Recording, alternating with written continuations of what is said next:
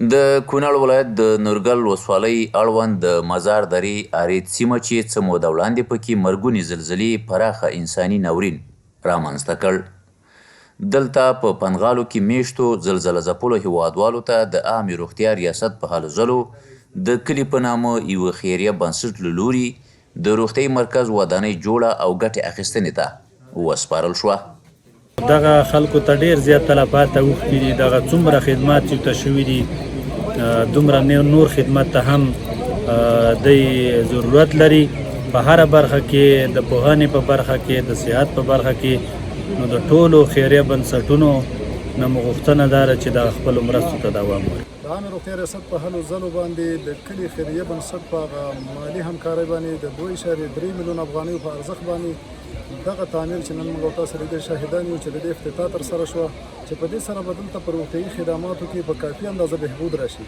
د کلینیک لپاره هغه څه امکانات چې موږ لرل فعلا هم شته او د دې مجهز کېدو لپاره هیلنډ موسسه د عامې روغتیا ریاست سره په تفاهم د دې مسؤلیت لري چې لا یې مجهز کړو، ځکه دا یو لرې پروت کلینیک دی او دلته خلک ډېر مستحق دي او موږ هڅه وکړو چې تر څو دا په ښه ډول مجهز کړو. د نورګل ولسوالۍ مسؤلین او زلزله ځپلي د یادې ودانۍ پر جوړېده خوښ دي.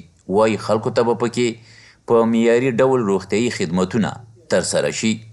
ولسونه خو ډېر زیات مننه کوي، ډېر خوشحاله دي. تر اوسه پورې زلزلې نه مخکې دا سړک هم راورسېدو، اوس دا داسې یو کلینیک هم جوړ شو، نو ولسونه خو ډېر زیات خوشحاله دي. سړکونه هم دې دلته نه وو، اوس سړک هم ووال شو او دا کلینیک تاسو وینئ چې دا کلینیک هم جوړ شو.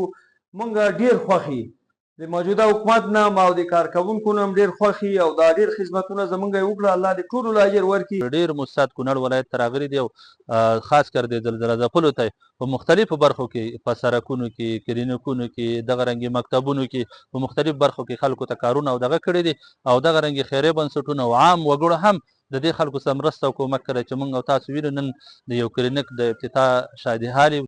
له هغه مهاله چې کونړ یوې زورورې زلزلې وځپه، له هغې راوروسته دا د کونړ ولایت د مزار درې اړوند د ارید په سیمه کې لومړنی روغتیايي مرکز دی چې په اساسي شکل جوړ شو او دلته به پکې د زلزله ځپلو هیوادوالو درملنه کیږي.